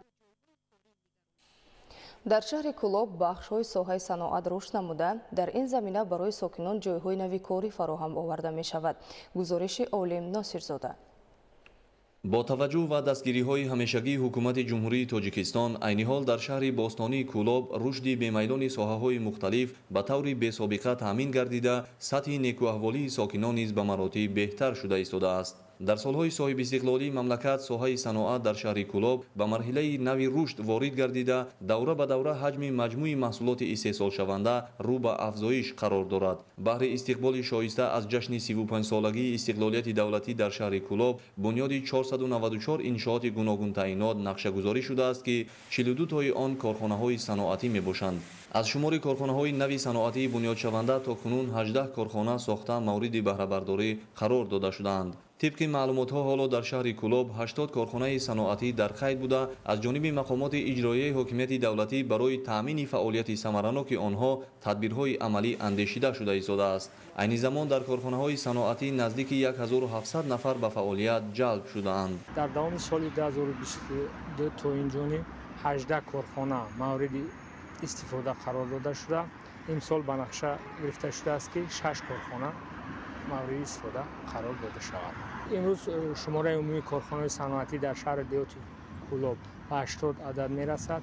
در کارخانه صنعتی 94 نمودی محصولات صنعتی استحصال کرده می شود و برای زینت تأسیس دادن جاهای کاری پیوسته کاربری کرده می شود. جمعیت سهامی پوشیده کمبینت شیر شهر کولوب از جمله کارخانه‌های صنعتی میباشد که عین حال در سیخ استحصال شیر و محصولات شیری، سیخ استحصال یخماست و سیخ محصولات قنادی کارهای استحصالی جریان داشته، محصولات استحصال شونده کارخانه به شهر و ناحیه‌های منطقه کولوب پیشنهاد کرده می شود. جمعیت دارای مسئولیتش محدود آریان رستم همچون کارخانه استحصال محصولات گوشتی از سال 2008 این جانب فعالیت دارد. حالا در کارخانه 18 نفر به فعالیت جلب شده 15 نوع حسیب‌های گوناگون استحصال می‌گردد. اقتدار استحصالی کارخانه در دایره طلبات در یک ماه تا 15 تن محصولات می‌باشد. کارخانه جمعیتی دارای مسئولیتش محدود دوران به استحصال محصولات نانی و قنادی مشغول بوده، همه روزه 7 نوع این نمود محصولات را استحصال می‌کند. در کارخانه مذکور حالا 23 نفر با جای کار تامین شده‌اند. کارخانه جمعیت دارای مسئولیتش محدود دوران محصولات نانی و قنادی استحصال می‌کند. ما دستگاه استحصالی ما دولت چین آوردگی هستیم، زمانه‌ای می‌باشند. جمعیت دارای مسئولیت محدود پارک نساجی شهر کولوب از جمله کارخانه‌های استحصالی میباشد که از سال 2021 این جانب فعالیت داشته به استحصال جوراب مشغول است. عین حال در کارخانه نزدیک 100 نفر فعالیت داشته 272 دستگاه برای پیشبرد کار استحصالی نصب شده است. اشیاء خام برای استحصال محصولات هم از داخل و هم از خارج کشور دسترس کرده می شود. کارخانه به طور شبانه روزی فعالیت نموده، اقتدار لایحه‌ای استحصالی آن در یک سال 12 میلیون جفت جوراب می باشد. کارخانه مذکور جهت فرا گرفتن زنان بیشغل با کار دائمی بهترین امکانیت را دارا بوده، حالا باز امکان جلب 70 نفر دیگر به فعالیت فراهم است. منطقه آزاد اقتصادی کولوب با دستگیری به واسطه پیشوای ملت محترم امامعلی رحمان در میدان 309 از 2 گکتار مساحت تأسیس داده شده، برای بنیاد کارخانه‌های استحصالی بهترین امکانیت فراهم آورده شده است. عین حال منطقه آزاد اقتصادی کولوب فعالیت داشته، در آن یک کارخانه صنعتی علاقه فعالیت دارد و 2 کارخانه صنعتی ساختمانشان با مرام ادامه دارد. برای بنیاد اینفراساختور منطقه آزادی اقتصادی کارها عملی شده است.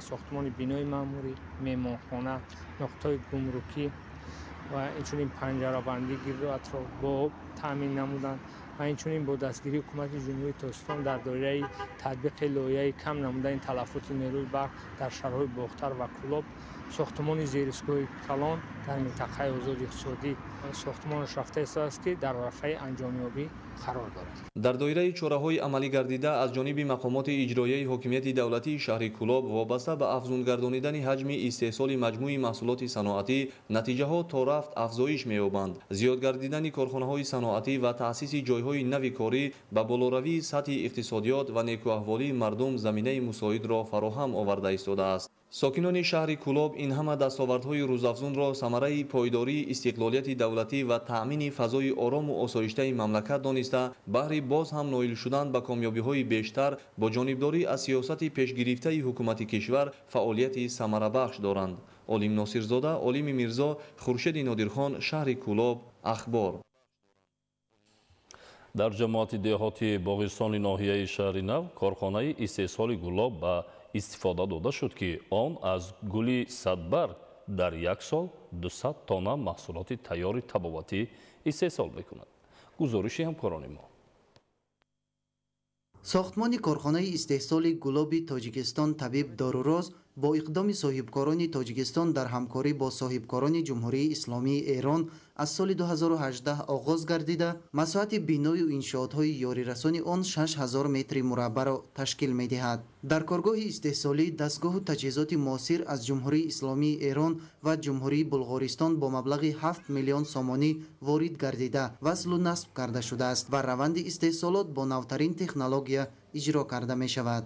کارخانه ما زیاده از 10 نمود آبهای گیاه‌درمانی تولید میکنند و دستگاه‌ها از دولت‌های ایران و دولت‌های بلغارستان وارد کرده شده است و طلبات‌های زمانوی تکنولوژی زمانوی جوابگو میباشد. اجرای کارهای ساختمانی با مبلغ 2 میلیون سامانی انجام داده شده در رفت آن متخصصان وطنی و خارجی جلب گردیدند. کارگاه نوی صنعتی در دایره تدبیرهای سازندگی با افتخار جشن بزرگ ملی 35 سالگی استقلال دولتی جمهوری تاجیکستان و تطبیق هدف 4 ملی صنعتی کنانی با سرعت کشور در فضای مساعد صاحبکاری بنیاد گردیده است. برای تامین کارخانه با اشیای خام در مساحت 27 گکتار قطعه زمین پرورش گل صدبرگ نوع راز و لونده اروپایی به راه مانده شده است. در کارخانه مذکور زیاده از 100 نفر کارگران محلی به جمع‌آوری اشیای خام و استحصال و بندوبست محصولات تیار مشغول بوده با معاش خوب تامین گردیدند. باید گفت که شماره زیادی کارگران را در اینجا زنان و بانوان تشکیل می‌دهند که به شغل فرا گرفتن این قشر جامعه از دستگیری‌های همیشگی حکومت مملکت درک می‌دهد. ما شکرانه میکنیم که در دهه ما کارخانه کلان گشوده شده است. از سحر ساعت 8 تا ساعت 5 میبیم کار میکنیم. معاش خوب میگیریم. ما ایروی معاش اینجا زندگیمون پیش میبریم. ما دخترای دهات بسیاری هستیم. یک قسممون گل میچینیم، یک قسممون در زواد کار میکنیم. رحمت به جانب بیالی که ما دستگیری میکنند هم خیلی کارخانه ها در دهات ایما گشوده میشوند. حالا در کارخانه 10 نامگوی محصولات طبابتی از جمله گلاب و روغن گل صدبرگ نوع راز استحصال گردیده اقتدار سالانه آن 200 تن محصولات طبابتی و شفابخشی تیار را تشکیل می‌دهد که در شرایط دهات اقدام نجیب و سازنده به حساب می‌رود. محصولات استحصال شونده کاملا طبیعی بوده در آن یگان ماده‌های علاوه‌ای وارد کرده نمی‌شود و طبق آزمایش‌های گذرانیده شده با بیماری‌های فشار بلندی، سیستم عصب و عضوهای هاضمه درمان بخش می باشند. محصولات استحصال نموده کارخانه در برابر تامین بازار داخلی به صادرات نگرانیده شده، عین زمان به دولت‌های ایالات متحده آمریکا، جمهوری مردمی چین و جمهوری قرقیزستان صادرات کرده می شود. صاحبکاران اقدام گرفتند که در آینده از حساب زمین‌های بیکار خوابیده غیر آبی مساحت زمین کشت گل نوع راز را افزایش داده در برابر این پرورش دیگر گل و گیاهای شفابخش را به راه مانده اقتدار کارخانه را افزایش دهند و در این زمینه به تأسیس جایهای نوی کاری در دهات ناحیه شهر نو سهم گذار باشند. با وارد نمودن تجهیزات نوی طبی، طبیبان تاجیک در مملکت اصولهای نوی طبابت بیماری‌های دل را به راه ماندند. گزارش نوبتی در این خصوص. масъалаи беҳтар намудани дастрасӣ, сифат ва самаранокии хизматрасонии тиббӣ ба аҳолӣ, инчунин рушди шаклҳои нави табобат ба аҳолӣ дар меҳвари сиёсати ҳукумати ҷумҳурии Тоҷикистон қарор дорад. ворид намудани усулҳои нави ташхису табобат яке аз самтҳои афзалиятноки соҳаи тандурустӣ ба шумор рафта, имрӯзҳо табибони мамлакат бо истифода аз шароит ва имконоти мусоиди фароҳам гардида дар соҳаи тибби мамлакат усулҳои нави ҷарроҳиро дар амал иҷро менамоянд.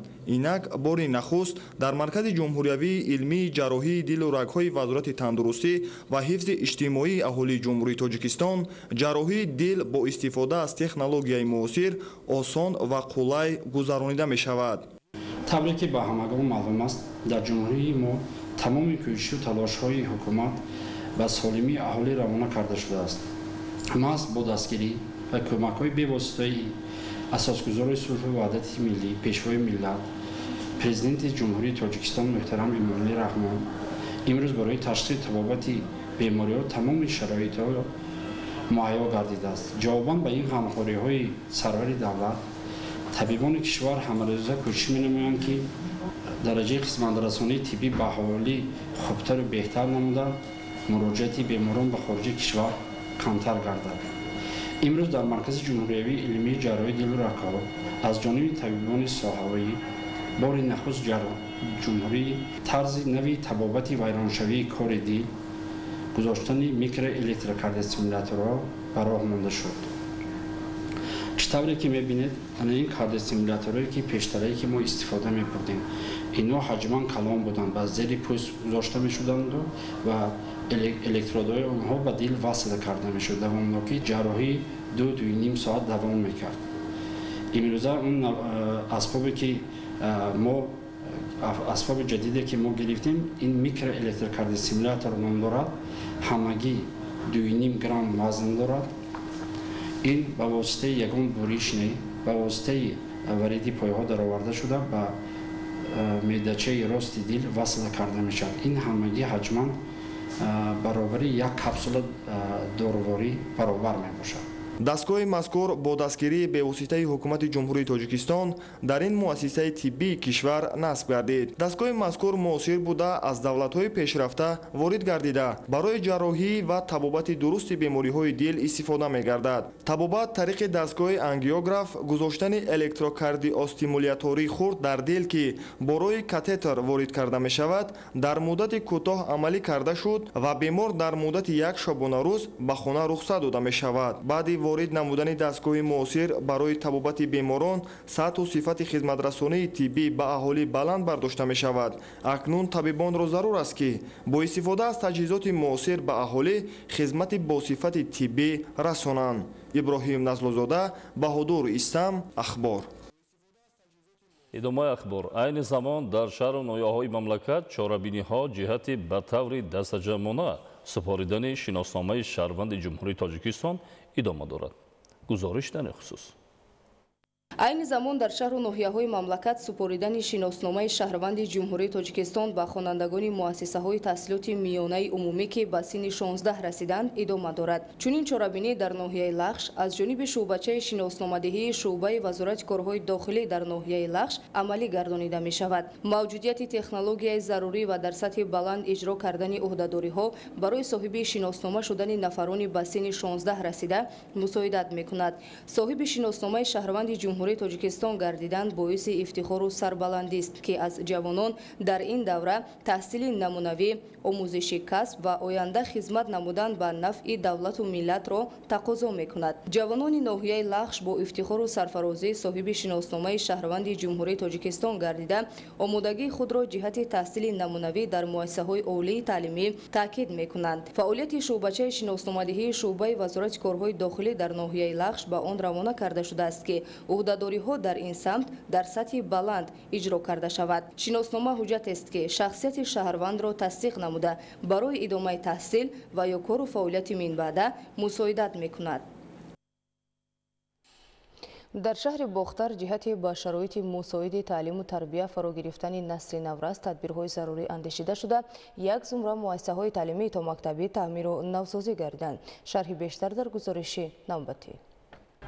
бунёди муассисаҳои нави таълимии томактабӣ ва шароити созгори таълиму тарбият дар ин самт имкон фароҳам меоварад ки шумораи кӯдакони лаёқатманд дар кишвар афзун гардад. фарогирии кӯдакон дар муассисаҳои таълимии томактабӣ ҷиҳати рушд ва инкишофи зеҳнии онҳо мусоидат карда баҳри омода шудан ба синни мактабӣ заминаи хубе фароҳам меорад. дар шаҳри бохтар ба ин самт таваҷҷӯҳ бештар равона гардида муассисаҳои таълимии томактабӣ таъмир ва ба талаботи замон мутобиқ гардонида шудааст. дар шаҳри бохтар 22 муассисаи томактабӣ фаъолият мекунад. ҳамаи муассисаҳои томактабӣ бо омӯзгор ва мураббӣ пурра таъмин мебошанд.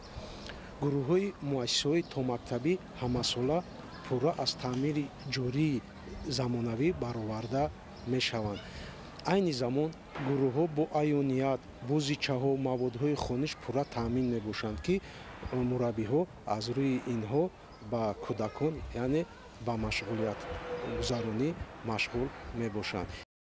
гирии мақомоти иҷроияи маҳаллии ҳокимияти давлатии шаҳри бохтар имсол 4 гурӯҳи муассисаи томактабии шаҳр пурра яъне аз таъмири замонавӣ бароварда шуда истодааст ки айни замон 2 гурӯҳаш аз таъмири бароварда шуда ва дар 2 гурӯҳи дигараш корҳои яъне сохтмонӣ идома дорад ва дар рӯзҳои наздик ин гурӯҳҳо ҳам пурра мавриди истифода қарор дода мешавад. айни замон дар шаҳри бохтар 19 муассисаи давлатии томактабӣ ва 3 муассисаи хусусӣ бо фарогирии 3191 нафар тарбиятгиранда фаъолият дошта барои таълиму тарбияи онҳо 138 мураббия ҷалб гардидаанд. кӯдакистони рақами 12 шаҳр ба тозагӣ таъмир гардида дар он барои гузарондани дарсҳои амаливу назариявӣ шароити созгор баҳри кӯдакон фароҳам оварда шудааст. баробари анҷом додани таъмири хушсифат ҳамзамон баҳри хуррамгардонии саҳни муассиса гулҳои рангоранги мавсимӣ шинонида шудааст ки ба зебогии он ҳусни тоза бахшидааст. қобили зикр аст ки дар муассисаи мазкур ҷиҳати дар амал татбиқ намудани таъкидҳои пешвои муаззами миллат дар самти забономӯзии муҳассилин тадбирандешӣ карда шуда омӯзгорони бо таҷриба ба кӯдакон забонҳои хориҷӣ бахусус русиву англисиро меомӯзонанд. сол аз сол бо дастгирии ҳукумати ҷумҳурии тоҷикистон шароитҳо дар самти муассисаҳои томактабӣ беҳтару хубтар гашта истодаанд. аз ҷумла дар муассисаи томактабии рақами 12 шаҳри бохтар низ ҳамаи шароитҳо муҳайё гардонида шудааст. бахусус ашёҳои машғулиятгузарӣ, аёниятҳо, ошхона, ҷои хоб, майдончаи бозӣ. тибқи иттилоъ дар доираи амалисозии барномаи давлатии рушди муассисаҳои соҳаи маориф дар вилояти хатлон барои солҳои 2022-2027 дар маркази шаҳри бохтар бо ҷалби соҳибкорони ватанӣ сохтмони муассисаи таълимии томактабии хусусӣ бо фарогирии 100 нафар тарбиятгиранда оғоз гардида корҳо дар ин самт бо вусъат идома доранд. дар ин замина бо дастгирии мақомоти иҷроияи ҳокимияти давлатии шаҳр муассисаи таълимии томактабии рақами 7 қисмати таъмирталаби бино мавриди таъмиру азнавсозӣ қарор дода шуда бо сифати баланд корҳои сохтмонӣ дар он идома дорад. тавре иттилоъ дода шуд дар ҷараёни корҳои сохтмонӣ ҷиҳати таъмини тарбиятгирандагон ба шароити муосир низ диққати махсус зоҳир мегардад. Самандар Шоев, Искандари Саид, шаҳри Бохтар, Ахбор. дар ноҳияи рӯдакӣ бо мақсади омода намудани хатмкунандагони муассисаҳои таълимӣ барои хизмат дар сафи қувваҳои мусаллаҳ машқҳои тактикӣ гузаронида шуд. тафсилоти бештар дар гузориши навбатӣ. хизмат дар сафи қувваҳои мусаллаҳи мамлакат қарзи шаҳрвандии ҳар як ҷавони худогоҳу хештаншинос ба ҳисоб меравад. сол то сол шумораи ҷавононе ки боиси баланди ватандӯстӣ ба сафи қувваҳои мусаллаҳи мамлакат шомил шуда ба ватану миллат содиқона хизмат менамоянд зиёд мегардад. ҳама ин аз баракати соҳибистиқлолии мамлакат ва фароҳам гардидани шароити буду боши хизмат дар сафи артиши мамлакат ба ҳисоб меравад. шурӯъ аз 25 то 31 майи соли 2024 дар як қатор муассисаҳои таҳсилоти миёнаи умумии ноҳияи рӯдакӣ бо мақсади омода намудани хатмкунандагони муассисаҳои таълимӣ барои хизмат дар сафи қувваҳои мусаллаҳ машқҳои тактикӣ гузаронида шуд. дар ин омӯзиш хатмкунандагон шиносоӣ бо аслиҳа ва техникаи ҳарбӣ дар қисмҳои низомӣ буда, инчунин аз худкунӣ ва нишондодҳои партофтани норинҷакҳои дастӣ ва зидди танкӣ ба муқобили душман ва дигар қоидаҳои хизмат дар сафи қувваҳои мусаллаҳро аз худ намуданд. мақсади асосии гузарондани ҷамоматҳои таълимии саҳроӣ ин омода намудани ҷавонони синни тодаватӣ барои обу тоби ҷисмонӣ, барои аз худ кардани донишҳо ва маҳорату малакаи ибтидоии ҳарбӣ ва омода шудани онҳо барои хизмат дар сафи қувваҳои мусаллаҳи ҷумҳурии Тоҷикистон мебошад. иқдоми мазкур бо мақсади омода намудани хатмкунандагони муассисаҳои таълимӣ ба сафи қувваҳои мусаллаҳи ҷумҳурии Тоҷикистон ва бедор намудани ҳисси ватандӯстии ҷавонон роҳандозӣ гардидааст. Ватандӯстӣ, меҳанпарастӣ ва ватанпарастӣ яке аз унсурҳои ахлоқӣ, сиёсӣ ва садоқат ба ватан ва дар муҳофизат намудани он ифода меёбад. ҳар фарди ҷомеаро зарур аст ки ватандӯсту хештаншинос бошад ва ҳаргиз фаромӯш насозад ки эҳсоси гарми ватандӯстӣ ва ҳисси баланди миллӣ омили асоситарин ва роҳи муҳимтарини рушди давлат و جامعه می باشد. با افتخار اعلام گردیدن 25 می روز جهانی فوتبال و سهم گذاشتن در عمومیت ورزش بین کارمندان اگنتی نظارت دولتی مالیوی و مبارزه با کروپسیای جمهوری تاجیکستان مسابقه عاید به فوتبال خرد دایر شد. گزارش ظفر قیومزاده در این خصوص. از 24 تا 29 مای بخشیده به روز جهانی فوتبال بین کارمندان اگنتی نظارت دولتی مالیوی و مبارزه با کروپسیای جمهوری تاجیکستان مسابقه در نمود فوتبال خرد برگزار گردید. در رسم چهاربینی جنبسته مسابقه فوتبال خرد رهبریت اگنتی شیراک نموده دایر به تشبث جهانی سازنده و سریوقتی پرزیدنت اسوسیاسیون فوتبال آسیای مرکزی پرزیدنت فدراسیون فوتبال تاجیکستان محترم رستم امامعلی جهت اعلان نموده 25 می چون روز جهانی فوتبال و قبول آن از جانب سازمان ملل متحد اندیشه‌رانی نمودند. فوتبال محبوب ترین نمود ورزش بین ساکنان جهان خاصه مردم تاجیکستان به حساب رفته در تحکیم صلح و ثبات و دوستی و همگرایی خلق و ملت‌های دنیا مساعدت می‌نماید. فوتبال در تشکل طرز حیات سالم نقش مهم دارد. در مسابقه فوتبال خرد بین کارمندان اگنتی نظارت دولتی مالیوی و مبارزه با کروپسیای جمهوری تاجیکستان 9 دسته اشتراک نموده مهارت و ملکه فوتبال بازی خود را نشان دادند. فوتبال بین اهالی تاجیکستان نسبت به دیگر نمود ورزش محبوبیتی بیشتر دارد. فوتبال تاجیک با اندیشیدن تدبیرهای عملی و آینده نگرانه از جانب پرزیدنت فدراسیون فوتبال مملکت محترم رستم امامعلی در 10 سال اخیر به گونه بی‌سابقه رشد نمود. تیم ملی کشور و دسته های فوتبال مملکت در مسابقه های با نفوذ اشتراک کرده فوتبال تاجیک را به طور شایسته معرفی نمودند. در آخر چهاربینی غالبان جایهای یکم، دوم و سوم اینچنین غالبان دیگر نامیناسی‌ها که از جانب حکمان مسابقه معین گردید با تحفه‌های خاطره‌ای قدردانی شدند. در نویه باباجان غفورов جهت عاموی‌گردانی ورزش و جلب نورسان به پیشبرد طرز حیات سالم مسابقه‌های ورزشی دایر گردید.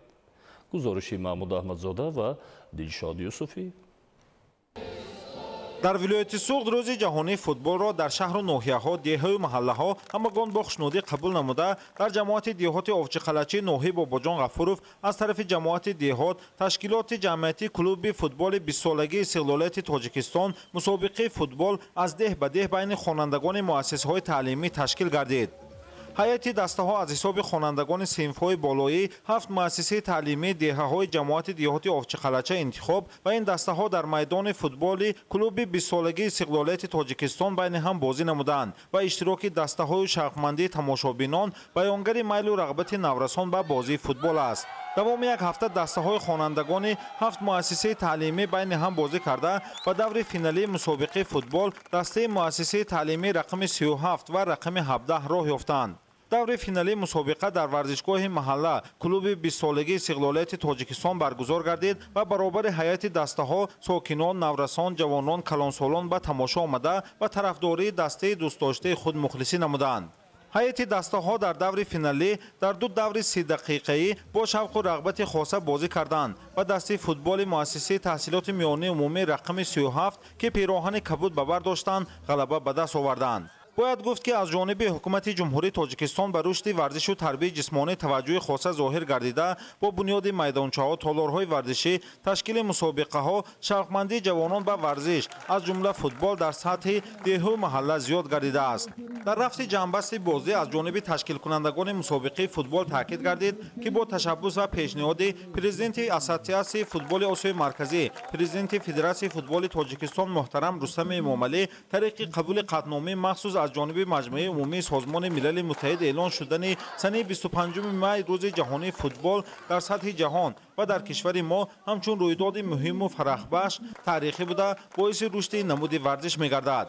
در خاتمه مسابقه فوتبال بین خوانندگان از جانب مسئولین جماعت کلوب 20 سالگی استقلالیت تاجیکستان در جماعت دیهات اوچخلچی نوحی باباجان غفورов بهر هوسمندی روحبلندی نورسان اشتراکچیان فعال فوتبالبازان با سپاسنامه مدال تحفه‌ها و به دسته غالب جام مسابقه مذکور تقدیم کرده شد. بینندگان گرامی در همین جا نشر مفصلی برنامه اطلاعاتی اخبار به انجام می‌رسد. با شما زندگی آباد و آسایش‌تر را تمنا داریم. سلامت باشید. салом бинандагони гиромӣ, шуморо бо вазъи ҳавои мамлакат барои пагоҳ 4 июни соли 2024 ошно месозем. Агентии обу ҳавошиносии Кумитаи ҳифзи муҳити зисти назди ҳукумати ҷумҳурии Тоҷикистон иттилоъ медиҳад ки шабонарӯзи оянда дар вилояти мухтори кӯҳистони Бадахшон ҳавои тағйирёбанда пешгӯӣ шуда. Рӯзона дар баъзе ноҳияҳо борони кӯтоҳмуддат борида, раъду барқ ба амал меояд. вазъи ҳаво дар ғарби вилоят шабона 7-12, рӯзона 23-27 дараҷа гарм мешавад. дар шарқи вилоят шабона аз 2 дараҷа хунук то 3 дараҷа гарм, рӯзона 10-15 дараҷа гарм мешавад. дар вилояти Хатлон ҳавои тағйирёбанда пешгӯӣ шуда, дар ноҳияҳои алоҳида борони кӯтоҳмуддат меборад. вазъи ҳаво дар водиҳо шабона 18-23, рӯзона 32-37 дараҷа гарм мешавад. дар доманакӯҳҳо шабона 12-17, рӯзона 23-28 дараҷа гарм мешавад. дар вилояти Суғд ҳавои тағйирёбанда пешгӯӣ шуда, борони кӯтоҳмуддат меборад. вазъи ҳаво дар водиҳо шабона 16-21, рӯзона 30-35 дараҷа гарм мешавад. дар ноҳияҳои кӯҳӣ шабона 6-11, рӯзона 16-21 дараҷа гарм мешавад. дар ноҳияҳои тобеи ҷумҳурӣ ҳавои тағйирёбанда дар назар буда, дар баъзе ноҳияҳо борони кӯтоҳмуддат меборад. вазъи ҳаво дар водиҳо шабона 14-19, рӯзона 28-33 дараҷа гарм мешавад. дар ноҳияҳои кӯҳӣ шабона 8-13, рӯзона 16-21 дараҷа гарм мешавад. дар шаҳри Душанбе ҳавои тағйирёбанда пешгӯӣ мешавад. вазъи ҳаво шабона 17-19, рӯзона 30-32 дараҷа гарм мешавад. бинандагони азиз, ба шумо тансиҳатию хонаободиро орзумандем. хайр, саломат бошед.